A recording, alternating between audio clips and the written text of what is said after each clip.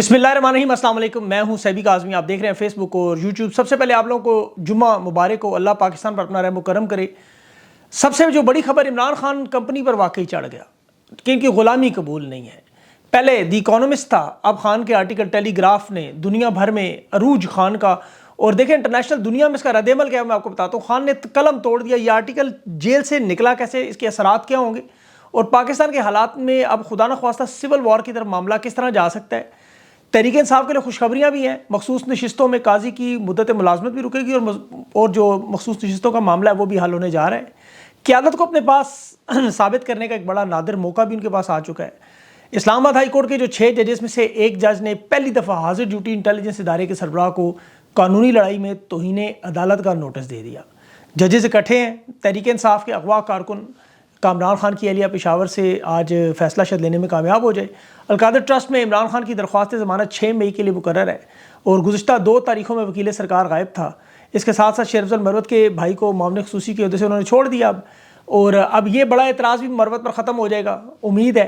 बुशरा बीबी की बेटियों का बयान भी है। तफसील से इन तमाम चीज़ों की बात करते हैं। इमरान खान पर हर गुजरते दिन में इस वक्त इस्टेब्लिशमेंट के जो जर्नेल हैं उनके लिए एक डरावना ख्वाब बना हुआ है। अल्लाह खान को लंबी ज़िंदगी दे, सेहत दे। 5 साल खान की ज़िंदगी अल्लाह ने और बढ़ानी है। ये हुक्मरानी का बुत हमेशा के लिए टूट जाएगा। ये मेरी बात आप याद रखिएगा। इन लोगों ने अगर खान को माइनस करने की कोशिश की, खुदा न खास्ता जो मेरे रब के हाथ में है, तो फिर ये 5 साल इनके लिए दिनों में महीनों में रह जाएंगे। आइन और कानून ये तस्लीम करने पर तैयार नहीं है और खान दुनिया को बता रहा है जो कि हकीकत है। ये लोग ड्राइंग रूम में बैठे हुए तस्लीम करें ना करें। अभी जो आर्टिकल खान ने लिखा, देखें इसमें 3 बड़ी अहम बातें थी। अब इनकी तर्कश में कोई तीर बाकी नहीं रहे जो खान के ऊपर ये चला सकें।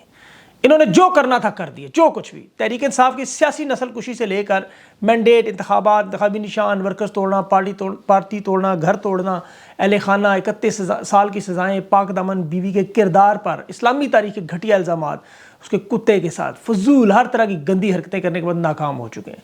अल्लाह ने हर हरबा इनके ऊपर पलट दिया और ये अब डेस्परेट हैं। अंग्रेज़ी में कहते हैं ना, ज़हनी तौर पर अब बीमार है।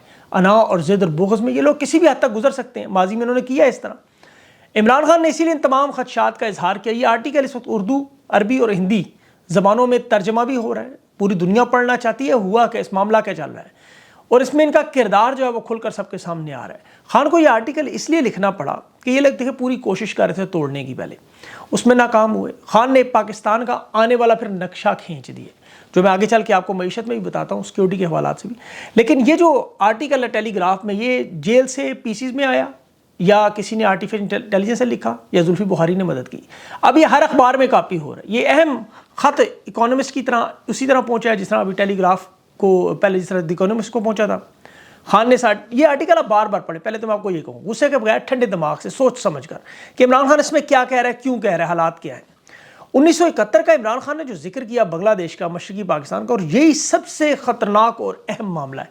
बाखुदा हालात और वाक़यात बिल्कुल वही हैं। शेख मुजीब को जब कैद किया गया, जिस तरह वो अवाम का, आपको पता, मकबूल लीडर था, कायद-ए-आज़म का करीबी साथी था, पाकिस्तान बनाने वालों में था। मशरकी पाकिस्तान में अवामी लीग 162 में से 160 नशिस्तें जीत की, जिस तरह आज तहरीक इंसाफ 2/3 जीत की है। मगरबी पाकिस्तान में भुट्टो 135 में से 81, जिस तरह आज PDM पार्ट 2। शेख मुजीब ने 6 नुकाती एजेंडा दिया, खान ने 3-4 नुकात बता दिए इन्हें। शेख मुजीब वाज़ेह अंदाज में पूरे पाकिस्तान में जीता। हुकूमत उसका हक था दस्तूर साज असेंबली बुलाने का। शेख मुजीब मिन्नतें करता रहा लेकिन नहीं बुलाया गया। यहिया खान जिद पर अड़ा रहा और फिर 16 दिसंबर की रात आपको पता है मशरकी पाकिस्तान अलग हो गया। शेख मुजीब को बाद में उन्होंने साजिश से कत्ल किया। फिर बाद में जनरल यहिया खान आया, 7 साल पर ज़िया उल हक आया, जुल्फ़िकार अली भुट्टो को फांसी लगाई और 11 साल माशाल्लाह। आज बिल्कुल सारे मामलात उसी तरह, एक एक चीज़, यही PDM पार्ट 2, इसी तरह नवाज शरीफ लाए, सब कुछ। अब एक तरफ खान खड़ा है 24 करोड़ अवाम के साथ, दूसरी तरफ ताकतवर खड़े और ये तस्लीम नहीं कर रहे। अब मामला खुदा न ख्वास्ता सिविल वॉर की तरफ जा सकता। अल्लाह पाकिस्तान को महफूज रखे। खान ने यही ख़तरात दुनिया को आगाह किए हैं कि खान की जान के हवाले से पाकिस्तान में क्या हो सकता है। ये दुनिया को, ये सिर्फ पाकिस्तान के लिए नहीं, ये दुनिया के अमन के लिए ख़तरा है। याद रखें, पाकिस्तान एक एटमी मुल्क है जिसके सिर्फ एक सूबे में, मैं बारहा कहता हूँ, खैबर पख्तूनख्वा में 70% अवाम के पास जदीद असलहा मौजूद है। अब अल्लाह ताला पाकिस्तान को, मैं बार बार कहता हूँ, महफूज रखें, ख़तरात से और कौम को मुत्तहिद रखें। लेकिन ये ऐसा कोई एडवेंचर हुआ तो ये मशरकी पाकिस्तान वाला सानिया नहीं होगा, ये उससे बहुत बड़ा काम हो जाएगा। देख लें आपके सामने उसकी मिसाल, कालादम तंजीमें, कच्चे के डाकू हैं, बलूचिस्तान में अलहदगी पसंद, रियासत खिलाफ लड़ रहे हैं। 5-6 हज़ार लोग हैं और 25 साल हो गए, काबू नहीं पा सकते, लड़ाई लड़ी जा रहे हैं। तो ये तबाही का वो सिलसिला है। अब ज़रा खैबर पख्तूनख्वा के लोगों को देख लें आप। अब खान इन्हें बार बार ख़तरात से आगाह करें कि खुदा के वास्ते पाकिस्तान पर रहम करें, یہ بڑا سوچ سمجھ کر خان نے لکھا کہ یہ ایڈونچر جو کریں گے موت سے خان نہیں ڈرتا، اس کے بعد کیا ہوگا وہ اس سے ڈرتا ہے۔ یہ ایڈونچر خان کی جان کے حوالے سے، یہ تو سینیٹر آپ کو پتہ ہے امریکی جو میجورٹی لیڈر ہے چک شومر، اس نے بھی کر دیا، اسٹیبلشمنٹ کو خفیہ وارننگ اس نے بھجوائی کہ آپ نے جیل میں خان کو خدا نہ خواستہ کوئی ایسی حرکت نہیں کرنی۔ آج خان نے پاکستان کی قوم کو بھی کٹہرے میں کھڑا کیا ہے، تحریک انصاف کی لیڈرشپ کو بھی کٹہرے میں کھڑا کیا، براہ راست قوم کو بھی پیغام دیا ہے کہ دیکھیں یہ ماضی میں ہوا لیاقت علی خان کے ساتھ، ذوالفقار علی بھٹو کے ساتھ، شیخ مجیب الرحمان کے ساتھ، بے نظیر بھٹو کے ساتھ، اور اس طرح کے خطرات سے وہ لوگ آگاہ نہیں کر سکے جس طرح آج خان پوری قوم کو کھل کر نام لے کر حقائق کے ساتھ بتا رہا ہے۔ اب قوم کا بچہ پاکستان میں یہ بات جانتا ہے کہ خان کی سلامتی کے ذمہ دار کون ہے اور کون اسے نقصان پہنچانا چاہتے ہیں۔ امریکہ بھی قائل ہے، دنیا بھی قائل ہے کہ ایسا ایڈونچر نہ کرنا تم ایٹمی ملک ہو، لیکن خان کوئی عام سیاستدان بھی نہیں، یہ بھی یاد رکھیں۔ نواز شریف جیل میں تھا، لندن میں تھا، بھاگا جب تو کیا خبریں آتی تھی، بیماری، پلیٹلیٹس گر گئے، کمر درد، ہارٹ اٹیک، کھانا زیادہ کھا گئے، آلو گوشت وغیرہ وغیرہ۔ خان جیل میں کیا خبریں آتی ہیں؟ انقلاب کی کتابیں کون سی خان نے منگوائی، قرآن پاک کتنی دفعہ ختم کیا، ایکسرسائز کی باتیں آتی ہیں، یاد آئی اکانومسٹ میں آرٹیکل، زیادہ ٹیلی گراف میں آرٹیکل آتا ہے۔ خان کے ایک ایک لفظ پر یہ عوام اور قوم اپنے مستقبل کو سمجھتی اور سنتی ہے، باخدا یقین کریں۔ خان نے تو ان اداروں کو بھی اپنا کہا، بار بار کہا یہ ملک میرا ہے، فوج میری ہے، ان کے ووٹ میرے ہیں، اور یہ بات سچ بھی ہے۔ لیکن دوسری طرف خان کے اوپر انہوں نے کیا کیا؟ قاتلانہ حملے، اغوا کرنا، زمان پار، تحریک انصاف کے ساتھ جو ہوا، سنگین ترین الزامات، جانوروں کے ساتھ الزامات، کتابیں تک لکھوا دی، گھٹیا ترین، 31 سال کی سزا۔ بشرا بی بی کے ساتھ دیکھیں، جو سارے کے سارے الزامات انہوں نے لگائے جنہیں خان کہتا ہے یہ میرے ہیں۔ اب ان لوگوں کو خان آج بھی کہتا ہے میرے ہیں، اداروں پر خان۔ اب یہ خلیج کو کم کرنا بڑا مشکل ہو جائے گا، یقین کریں۔ اگر عوام ان کی ہے، عوام کے یہ اپنے ہیں، تو عوام کے رہنما کے ساتھ وہ سلوک کریں جو وہ آپ کے ساتھ کرتا ہے، اس کے بنے۔ اب سوال یہ پیدا ہوتا ہے کیا یہ لوگ سمجھنے کو تیار ہیں؟ کیا یہ حقائق کو مانیں گے، تسلیم کریں گے؟ جو خان بار بار انہیں کہتا ہے کہ مائنس ہونے کو تیار ہوں، بالکل تیار ہوں، پاکستان چلانے کی صلاحیت دکھا دو، منصوبہ بتا دو، نیت بتا دو۔ عمران خان ان کو یہ سمجھا نہیں سکا۔ وہ میں آپ کو ایک ٹریلر دکھاتا ہوں صرف معیشت کے حوالے سے۔ یہ جو موجودہ حکومت میں آپ دیکھ رہے ہیں، جتنے وزیر خزانہ لگ رہے ہیں، جتنے بھی، ان کا ایک کام ہے، صرف ایک کام، موجودہ قرضوں کو اتارنے کے لیے مزید قرضے کیسے لینے ہیں، بھیک، امداد اور قرضہ، بس۔ کوئی معاشی پالیسی نہیں ہے ملک کی پیداوار بڑھانے کے لیے، صنعتوں کو اٹھانے کے لیے، عام آدمی کی زندگی بہتر کرنے کے لیے، تعلیم کے لیے، صحت کے لیے، کچھ بھی نہیں ہے ان کے پاس۔ اس کی وجہ خزانہ خالی، پیسے ہے ہی نہیں۔ یہ جو باتیں آپ ان کی سنتے ہیں، یہ نمبر زیادہ، یہ صرف خانہ پوری کے لیے استعمال ہو رہے ہیں۔ یہ جو بار بار آپ کو کہتے ہیں جی ہم اتنا ٹیکس اکٹھا کر لیں گے، ہم یہ کر لیں گے، ہم وہ کر پیسے لے آئیں گے، یہ صرف بول بچن ہے، بول بچن۔ حقیقت میں بجٹ کے اخراجات دکھائیں، وہ ہو ہی نہیں سکتے۔ بجٹ کے اخراجات کے لیے پیسہ کہاں سے آئے گا؟ معیشت کو چلانے کے لیے صرف ایک ہی حل ہے ان کے پاس، بس ایک حل، قرضے لیے جائیں، اور وہ قرضے نہیں ملیں گے، جب جو نہیں مل رہے تو پھر دوسرے راستوں کی طرف۔ جس طرح وہ گھر کا قرض چڑھ جائے بینک کا، آپ نہ دے سکیں تو کیا ہوگا؟ گھر کا سامان بیچیں گے۔ اس وقت پاکستان کا بینکنگ کا نظام 80% قرضوں پر ہے، 80%۔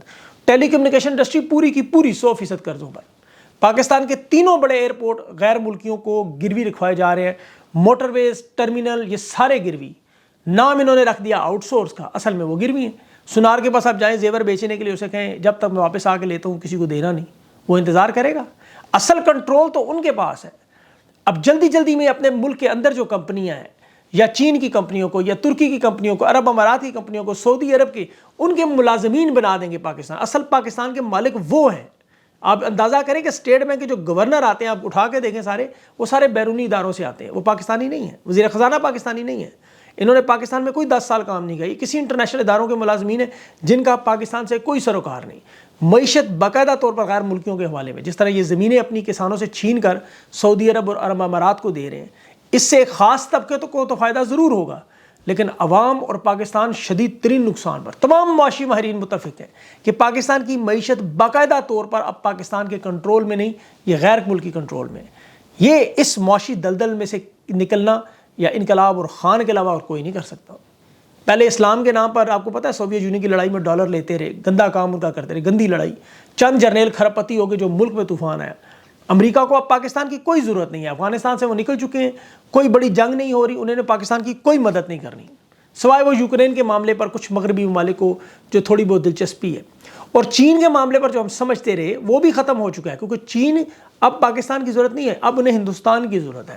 پاکستان پر کیونکہ مسئلہ بنا ہوا ہے، پاکستان کو انہوں نے چین سے دور کرنا تھا، اور دیکھ لیں چین کے سارے منصوبے پاکستان میں بند ہو رہے ہیں، سوائے اس وقت یہ اسرائیل کو ایک تسلیم کر کے کچھ عرب دنیا ان کو کچھ ارب ڈالر دے دے، مغرب کو بھی پاکستان میں اب کوئی دلچسپی نہیں، عرب دنیا کو بھی دلچسپی نہیں. میں آپ کو حقیقت بتا رہا ہوں، یہ بڑی تلخ حقیقت ہے. جنگیں لڑنے کے لیے کوئی محاذ نہیں، اسی لیے فوج کا سارا فوکس جو ملک کے اندر صنعتوں پر، زراعت پر، پاکستانی اداروں کے کنٹرول پر. اسی لیے ہر ادارے میں آپ کو یہ ریٹائرڈ یا حاضر ڈیوٹی لوگ نظر آ رہے ہیں. ابھی یہ جو SIFC بنایا گیا، یہ بھی صرف اور صرف پاکستان کے اداروں کو بیچنے کے لیے انہوں نے ایک بڑا خوبصورت سا نام رکھ دیا. یہ ساتھ سے غیر ملکیوں کو حوالے کرنے ہیں، ایسا نام رکھا جائے انویسٹمنٹ کے. ابھی شاید خٹک نے پوچھا ہے میں نے پارلیمنٹ میں کہ پچھلے 2 سال میں کتنی انویسٹمنٹ آئی SIFC میں، کوئی جواب نہیں ملا. سعودی عرب نے 48 ارب ڈالر کا تو کہا کہ 48 ارب ڈالر دے، 48 کلو پتہ کھجوریں بھی نہیں دی انہیں. یہ جو چور ڈاکو مسلط کیے گئے نگران وزیر اعظم دیکھیں، کاکڑ اربوں کا مار گیا ہاتھ گندم بیچ کر، فائدہ اٹھا گیا. اب یہ آپس میں مار کٹائی میں لگے ہوئے ہیں، ایک دوسرے گربان کھینچیں گے، لیکن اصل نقصان کس کا؟ کسان کا اور عوام کا.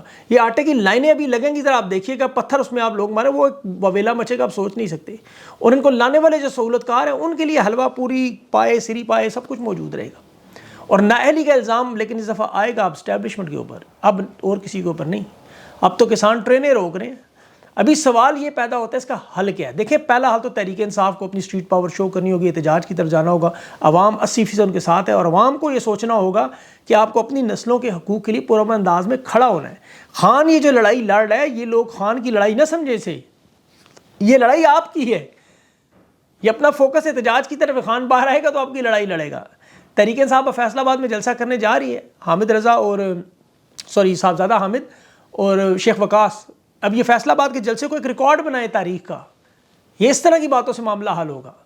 ابھی تحریک انصاف کے لیے اچھی چیزیں تو آ رہی ہیں. ابھی منصور علی شاہ عطر من اللہ کی موجودگی میں جو بینچ بن رہا ہے، مخصوص نشستوں کا معاملہ، یہ عوامی رائے کو بھی سنتے ہیں، اور تحریک انصاف کو تو چاہیے بلکہ انٹرا پارٹی کا بھی ابھی لے کے جائیں معاملہ، دھاندلی کا معاملہ بھی لے کے جائیں، کیونکہ اسی سے معاملات ٹھیک ہونے ہیں. مخصوص نشستوں میں تحریک انصاف کو صرف 2 ثبوت پیش کرنے ہیں شاید. ایک تو انہوں نے وہ پشاور ہائی کورٹ میں جو انہوں نے نہیں کیے تھے غلطی سے، جنرل الیکشن میں جب تحریک انصاف 2018 میں پنجاب میں، یہ میں پنجاب کی بات کروں، اقلیتوں کا ایک لسٹ جمع کرانی تھی، نہیں کرائی تھی، انہوں نے بعد میں کروائی تھی، لیکن الیکشن کمیشن نے منظور کی. پھر باپ پارٹی نے 2019 میں یہی ہوا تھا، خیبر پختونخوا میں انہوں نے حصہ نہیں لیا، بعد میں ان کو سیٹیں آئی وہ لی. تو یہ دونوں پوائنٹ جمع کرا کے مخصوص نشستیں لیں تاکہ میجارٹی بنائیں اور قاضی صاحب کی ایکسٹینشن روکیں.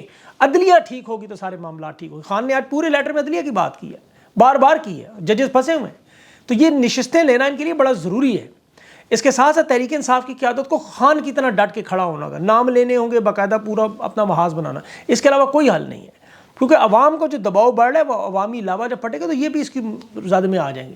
عوام ان کو مائنس کر کے پیچھے کھڑا کر دے گی. تو اس لیے یہ جو حالات میں نے آپ کو بتایا، اب اس میں آپ خود سوچیں کہ عوام کدھر جائے گی. عوام کو فیصلہ کرنا ہوگا لازمی. ابھی بشرا بی بی کی بیٹی کا ایک ویڈیو دیکھ کے بڑا دل یقین کرے دکھا. یہ طاقتور لوگوں کو خدا جھنجھوڑ کے رکھ دی کہ بیٹیاں اپنے باپ پر الزام لگا رہی ہیں، اپنی پاک دامن ماں کی گواہی کے لیے قرآن پہ ہاتھ رکھ رہی ہیں کہ ہماری ماں پاک دامن ہے. خدا کے واسطے ظالموں اپنے اوپر اتنی لانتیں مت لو، جمعے کا دن ہے. اسی طرح تحریک انصاف کا کارکن کامران خان، اس کی اہلیہ وہ جسٹس عتیق شاہ کی عدالت میں پیش ہو رہی ہے، فوٹیج بھی دکھا رہے ہیں. خدا کے واسطے ان پہ رحم کرو. یہ علی گمین گنڈا پور صاحب کو بھی سوچنا چاہیے، آپ کی حکومتیں موجود ہیں، رہا کروائیں غریب لوگوں کو. ٹویٹس کرتے ہیں، کچھ کرتے ہیں، اس کو بلا کے پوچھ لیں. جج بابر ستار نے دلیری کی. آڈیو لیکس کا جو فیصلہ ہے جس میں انٹیلیجنس بیورو کی طرف سے درخواست تھی کہ آپ یہ کیس نہ سنیں، اب انہوں نے درخواست واپس لینے کی کوشش کی، لیکن جج بابر ستار نے کہا اب نہیں، انٹیلیجنس بیورو کے سربراہ کو توہین عدالت کا نوٹس. یہ بڑا زبردست معاملہ ہے. اس کی وجہ سے دیکھیں ججز کے اوپر خفیہ اداروں کا دباؤ ہے. یہی حالات ہیں یہاں ڈٹ کے کھڑا ہونا. جج بابر ستار کھڑا بھی ہوا بلکہ اس نے کاؤنٹر بھی کیا اٹیک. تو یہ ان لوگوں کو لازمی کرنا چاہیے. اس طرح کے معاملات تمام ججز کو کھڑے ہو کر باقاعدہ طور پر ایک ایک شخص کا نام لے کے ان لوگوں کو عدالتوں میں ملنا. قاضی فائز تو آپ کو پتہ ہے واردات کر رہے ہیں بہت بڑی. وہ 2018 کا بھی پھر کیس اٹھا کے بیٹھ گئے، پھر 2010 کا ایک انہوں نے اٹھا لیا وہ پرانے کیسز میں خفیہ اداروں کی مداخلت کی بات کرتا ہے. جب وہ جو لوگ چلے گئے ہیں وہ مار کھپ گئے سارے، اور جو نئے لوگ اس کے سامنے دن دہاڑے کر رہے ہیں اس کی بات نہیں کرتا. یہی سب سے بڑا منافقت کا ایک اعلیٰ پیمانہ ہے. تو قاضی صاحب کو سوچنا چاہیے. یقین کریں ابھی ان کی حکومت جو مدت ملازمت ہے 180 دن، اب تو شاید 170 رہ گئے ہوں، 170 دن رہ گئے ہیں. اس کے بعد انہوں نے کیا کرنا ہے؟ ریٹائر ہو کے پوڈ کاسٹ میں رونا دھونا کرنا ہے. نظریہ ضرورت تھی، نوکری پہ چاہ رہا تھا، میرے اوپر بھی دباؤ تھا، میری بھی ویڈیو تھی، میری بھی فائلیں تھیں. لوگوں نے نہیں ماننا، تو موقع ہوا جو لڑائی میں سامنے کام ہو۔ بہرحال ان تمام چیزوں پر خان کے اس معاملے کو آپ بڑے احتیاط سے، میں کوشش کر رہا ہوں زلفی کے ساتھ انٹرویو کروں، یہ جو آرٹیکل نکلا باہر کیسے ہے، یہ سارا معاملہ بڑا انٹرسٹنگ ہے، اور بہرحال ابھی میں کچھ چیزیں ریویل نہیں کر رہا، اس کی وجوہات ہیں، کنفرمیشن ذرا 2-4 لوگوں سے ہو جائے تو پھر آپ کو بتاؤں گا، میں نے اس میں سے جان بوجھ کر یہ معاملہ اسکپ کیا ہے، تو اس پر انشاءاللہ بات کریں، کیونکہ یہ باتیں کرنے کے بعد پھر وہاں اور زیادہ سختی ہے، ڈیالہ کے باہر پھر آپ کو پتہ وہ ڈھونڈنا شروع کر دیتے ہیں ان لوگوں کو، تو اس لیے ابھی اس پہ کھل کے بات نہیں ہو سکتی، لیکن کوشش کروں گا ابھی تھوڑی دیر بعد اگلے ویلاگ میں آپ کے سامنے رکھوں۔ اپنا خاص خیال رکھیں، مجھے اجازت دیں، اللہ حافظ۔